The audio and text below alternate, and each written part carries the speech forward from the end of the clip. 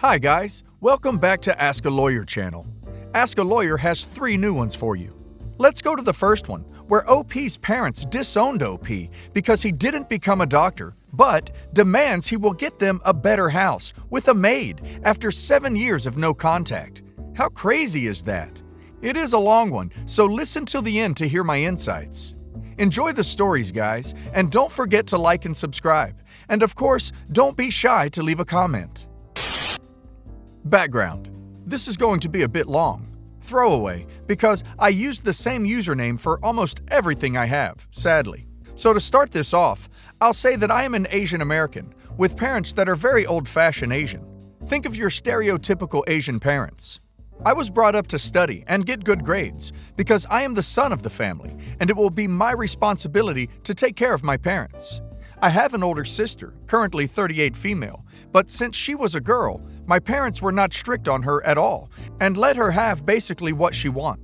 When my parents came to America, they had no money or anything because they had experienced the Khmer Rouge in Cambodia. They worked hard and brought up my sister and I in a typical lower middle class fashion, except that they had those stereotypical Asian expectations of me.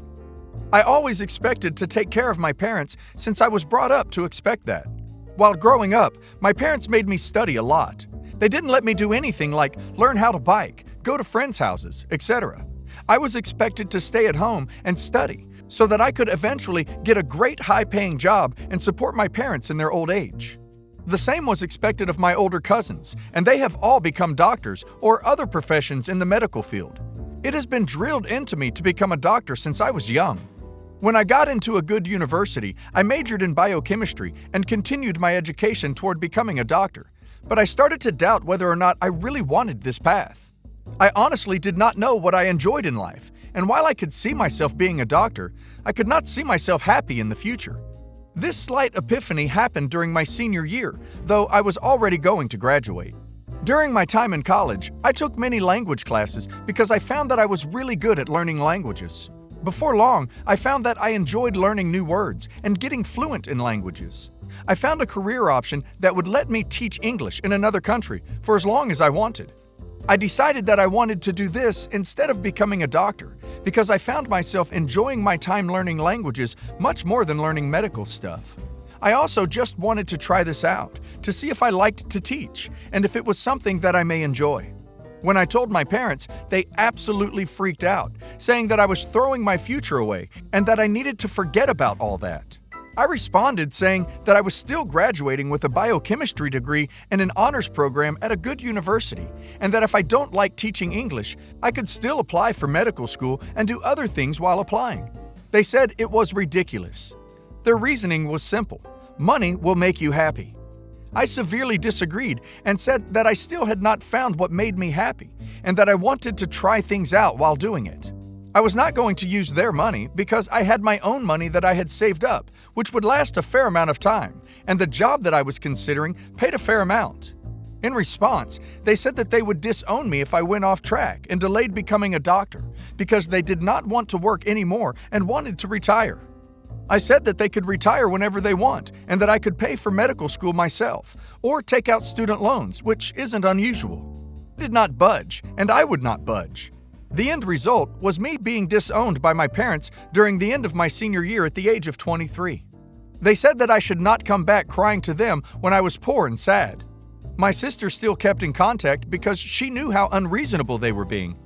After taking the job in another country, I found that I loved teaching kids and that I also loved traveling. While abroad, I traveled all over the place when I had days off. I met a wonderful woman and married her. I have a 3-year-old son. Fast forward to the present. I am currently a university teacher for medical school. I guess I couldn't shake off my past of medicine, and I make a very good amount of money. I am living comfortably. Problem. Recently, my sister has informed me that my parents wanted to meet. I was surprised because I haven't talked to them in 7 years. I went to meet them after thinking about it for a bit, and I will admit, I felt huge relief seeing them again after so long. There was some small talk and catching up before they informed me that they were hoping to reconnect. I was, of course, open to the idea, but then they stated that they were hoping that I would pay them back, like a good son, for all they did for me through childhood until I finished college. They were hoping that I could still take care of them by making the last years of their life easier in a better house, with people to help them out with things in their old age. I wasn't quite sure what to make of this request. I told them to let me think on it, and they were fine with that. After getting home and thinking on it a bit, they're basically asking me to buy them a house with caretakers to take care of them in their old age. It sounds ridiculous, but at the same time, I still do love, respect, and feel indebted to my parents for all that they did for me in the past, despite disowning me. I'm not sure why it's like this, but it may be because I was brought up with the expectation to take care of them. I can afford the request as well without hurting my family financially at all. I just don't know if I should. My wife said that while she would rather me not, it is my choice because she has never known my parents and that she will support me. I just don't know what I should do. To answer a question, did they express interest in meeting my son or wife? No, they haven't expressed much interest in my family. That may be because my dad is a bit racist, though he'll deny it. They wanted me to marry a Chinese or Cambodian girl and kept telling me that they'd set me up with a nice girl, but I'm attracted to white girls. My wife is white, and I think they didn't want to say anything insulting towards her or me, so they didn't talk much about them. My mom expressed interest in seeing my son, but my dad said nothing about it. We also talked about what I did and where I am in life. Like I said, we had some small talk before they requested anything. I think during the initial argument, they were mad because they thought I was throwing away my future to try out something that wouldn't pay much, being a teacher in a different country, and that escalated into them disowning me. Maybe they didn't want to see me ruin myself. I don't know. Maybe I'm deluding myself. To be honest, guys, I think that OP will fulfill his parents' wishes despite what advice he will receive, because he was hearing that he will owe them from early childhood. Of course, they are contacting OP now for financial reasons. They chose to disown OP. Now they want money. Not OP, but his money. OP owes them nothing. They chose to bring OP into the world. If they chose to do so just to ensure that they would have a comfortable retirement and someone to wait on them hand and foot until they die, not only is that incredibly selfish, but it is also entirely the wrong reason for wanting to have a child. Family, true family, doesn't do that to one another. They love and support each other and try to find ways to understand each other, even if they don't agree with some choices or lifestyles. OP's parents still haven't accepted OP, his choices, his wife, and his kid. But I guess they were raised the same, so it's all in the culture. I would like to talk about my oldest sister-in-law, her fiancé, brother-in-law, and their son, youngest nephew, and her behavior leading up to my wedding at the beginning of this year. As dear husband and I were discussing the guest list a good year and a half before the wedding, he decided that he would like to invite a friend of his that sister-in-law would not be that happy about, her ex-fiancé. Knowing that this could cause tension between sister-in-law and him, I told him he should ask her if she would be okay with him coming to the wedding. The rest of the family get on well with the ex and had no problem with him being invited. I also suggested to dear husband that he talk to sister-in-law about the fact that we were not having children present at the ceremony, so that she would have plenty of time to work out childcare for young nephew. Dear husband agrees with me and arranges with sister-in-law to talk to her about the wedding stuff. It goes well during this talk, and she says okay, both this. We double-check with her again about her ex being at the wedding and about young nephew not coming to the ceremony, and once again she says okay. So we send out the invites, and she loses her crap. Sister-in-law now denies that we ever spoke to her about ex or young nephew, and starts to demand that we disinvite her ex and insist that young nephew comes to the ceremony because she couldn't be without him for 30 minutes. However, by this point, her ex had already booked flights to us and a hotel so he could come to the wedding, and it would have been one hell of a dick move for dear husband to disinvite him at that point, about a month and a half away from the wedding. So dear husband puts his foot down and tells sister-in-law no. She bites back with the classic, either you disinvite X from the wedding or I won't come. So dear husband laughs and tells her don't come then, which goes down as well as you would think. She starts sending dear husband nasty messages, calling their parents and demanding that they make him change his mind, basically telling everyone that he is a real piece of crap. And because sister-in-law is upset, future brother-in-law starts, and he gets even nastier than she does. And due to all of this, dear husband fully cuts them off, sending them a message saying he doesn't need their drama and telling them when he was ready and the wedding had passed, he would speak to them, which resulted in more nasty texts from future brother-in-law, calling him weak and using the wedding as an excuse to disown his sister, and causing major crap with his parents. Then, the night before the wedding itself, sister-in-law has apparently come to her senses and is upset because she cannot come to the wedding, crying to her parents and begging them to come and get her to bring her to the wedding. They ask dear husband and he says no, and I find out later that they almost brought her anyway. Just no. And the day of, she called her dad and made him leave the wedding to talk to her for over an hour because she was having a bad day. Since then, there has been one other family event that sister-in-law, dear husband, and I have been to. When asked if she would be coming to that event, sister-in-law said, "I'm not going to let him ruin something else for me." Sister-in-law's insanity sounds like golden child type of nonsense. OP was incredibly respectful of sister-in-law by informing her of these things with plenty of time to react. Her reaction was childish, ridiculous, and awful. She was upset your wedding wasn't about her and wanted to cause drama. I'm impressed with dear husband shutting her down efficiently and quickly. His reaction was perfect and justified. Okay, so my mom has always been a piece of work. She needs all attention on her and gets jobs that put her in the center without obviously being the center. 911 dispatcher, disaster relief dispatcher, coordinator, crap like that. She's now working in a retirement home, so nothing nearly as flashy as what she likes. When I was growing up, she and my dad split. He's a whole nother story, but not relevant to this one. And she decided she didn't want to be around my sister and me. She has admitted this. She said she didn't want to be around us because we were horrible and awful teenagers, and it had nothing to do with her job. She just liked being there rather than around her children. Again, she admitted this to me and my sister. She's now going around telling people at her current job that my sister and I tried disowning her for having to work. This couldn't be further from the truth. Okay, moving on. This year, my sister and I turned 30. I've been married for almost 11 years now and have been moved out for 10. My sister finally got her crap together and is moving out to be with her boyfriend. Long story. Again, not relevant. We've known since January-ish that sis was going to be moving out. We just didn't know when. Since then, my mother has been doubling down, trying to ruin my marriage and self-worth. She constantly talks about how I need to be moving. I have arthritis in my back. Moving hurts. Yes, I understand that moving will help. It just hurts to start.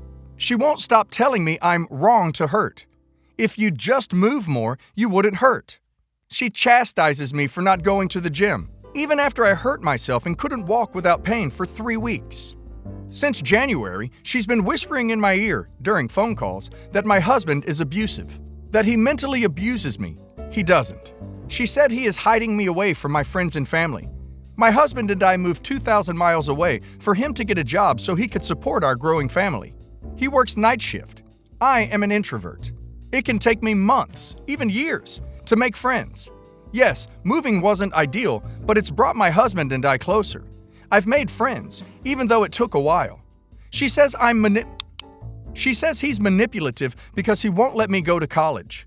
No, we can't afford to send me to college. At all. She said he's unsupportive because he said no competent employer would hire you with the hours you want. You know what? It was true though. I wanted Wednesday through Friday nights after 7 p.m. because that's when he's awake and not working. That way, we wouldn't pay for childcare. And in my small town, that would mean I could work at either Denny's or Walmart. That's it. No one would be able to hire me with those hours. Now that kiddo is going to full-time school, I can actually get a job if I want. It's not a need, it's just something to pass the time while I wait for 3 p.m. She's doubled down since my sister said her move-out month of July. When I went for a visit last month, we couldn't afford it, so she bought the tickets for me and kiddo.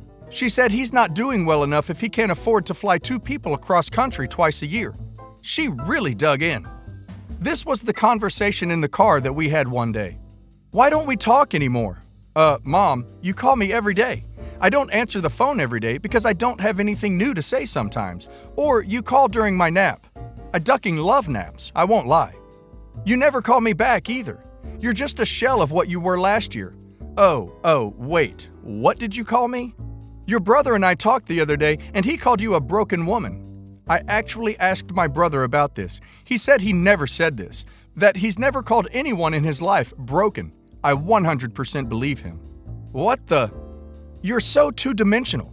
All you talk about are your pets or kiddo. You don't have anything to say for yourself.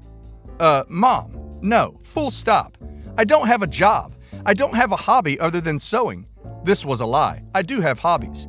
But she constantly insulted them while I was growing up, so I don't talk to her about them.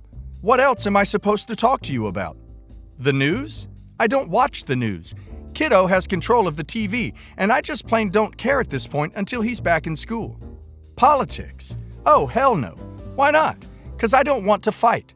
Every time someone in the family talks politics, it ends in a fight until the other person agrees with you.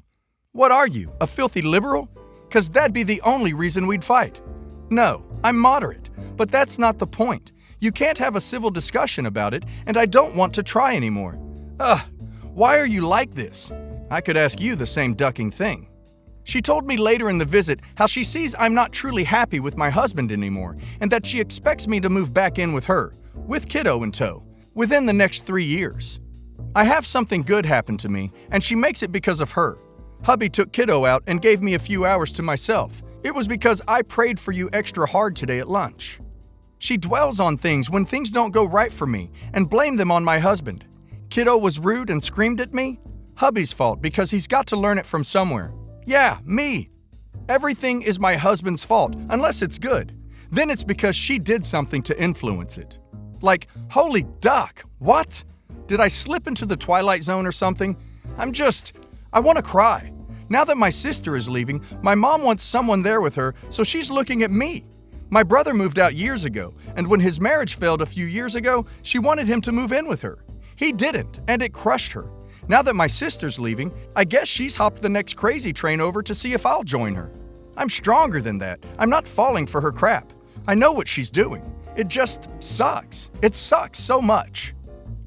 I think it's time for OP to give herself a break. Mother's negativity could be an influence on her health. I will say this, anyone that speaks negatively about my family would get an extended timeout or a permanent cutoff. OP's mother does not deserve OP's attention or time. She is using the classic bully style of cutting down and belittling her victim, hoping to intimidate OP to cooperate with her.